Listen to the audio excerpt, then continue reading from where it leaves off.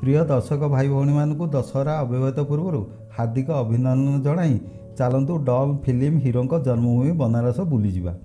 एठाकू केमिति जिबे, केउठी रहिबे, कौन खाइबे एवं बुलिया केते टंका खर्च ହେବ चलतु जानिबा।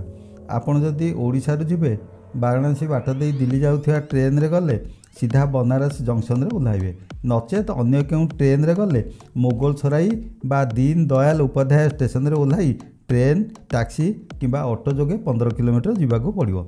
एथिपाई ऑटो भड़ा 120 टंका लगे। जदि आपण एरोप्लेन रे जावाक चाहूँगी तेबे बनारस ठारू 25 किमी दूर में लाल बहादुर शास्त्री एरोड्रम रे ओह्लाई टैक्सी किंबा ऑटो रे सीधा दशमेध घाट पाखरे थिबा बाबा विश्वनाथ महादेव मंदिर निकट को आसवे। यही मंदिर द्वादश ज्योतिर्लिंग मध्य गोटे। यह बनारसर गोल्डन टेम्पल बोली कहुई थाए, कारण 1780 मसीह तत्कालीन राजा मंदिर चूड़ारे सुनार कलश स्थापन करिसेंती।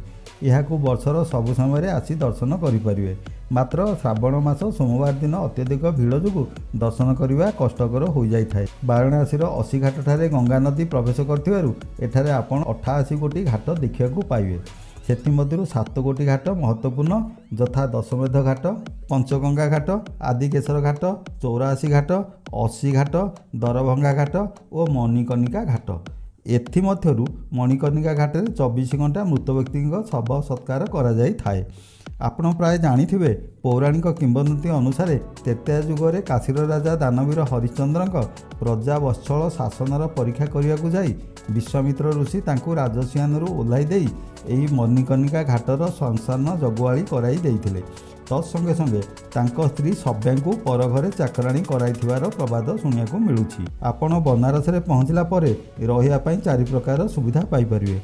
प्रथमटी है धर्मशाला रे रूम पिछा 200 टंका रु 400 टंका, द्वितीयटी आश्रम रे 250 टंका, तृतीयटी बाहर होटेल रे 300 टंका रु 1000 टंका, चतुर्थ रेल स्टेशन रे डर्मटोरी रे 200 टंका रु 300 टंका चार्ज देवाक पड़ो। आपण खाइबा पई मंदिर ट्रस्ट तरफरु काशी अन्नपूर्णा अन्न क्षेत्र रे थाली पिछा 60 टंका पाई परिबे। बाहर होटेल रे 130 टंका रु 150 टंका मध्य स्वादिष्ट खाद्य पाई परिबे। आपण बुलिया को पादरे चाली करी गले सबू गली रास्ता और गंगा नदीर सबू घाट आपन को 3-4 घंटा भितर संपूर्ण हो। जदि आपण गोटे घाटरू अन्य घाट को डंगा जोगे जावाक चाहूँगी तेबे जन पिछा 20 टंका भड़ा लगिजिवो। एठारे 2 दिन रही सबू दर्शनीय स्थान देखिपारे। गंगा नदी घाट मानक प्रत्येक दिन सकाळे और संध्यारे मंगल आलती देखा सहित तर्पण करें। दरभंगा घाटरे सूर्यास्त देखा अति मनमुग्धकर। वरुणा और 80 नदीर मिश्रण को नहीं वाराणसी नामकरण करा जायथिबा लोककथा रही।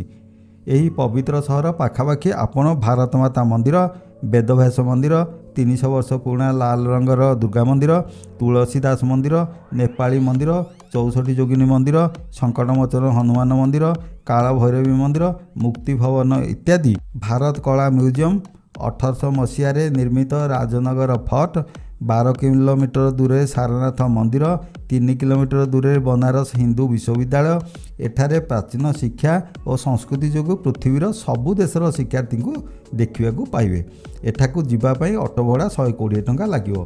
एठाकार स्ट्रीट फूड व्यतीत मलाई, जिलाबी, प्रसिद्ध मिठापान, डॉन फिल्म हीरो अमिताभ बच्चन पान बनारसी वाला जन्मस्थान, वर्तमान प्रधानमंत्री मोदीजी निर्वाचन मंडली। एठाकार बनारसी पाट प्रत्येक विवाह उत्सव रे व्यवहार करा जाय थाए। आपण सबु स्थान देखि सारिया परे घर पई बनारसी पाट खंडे आनिबा को हाथ छड़ा करिवे नाही।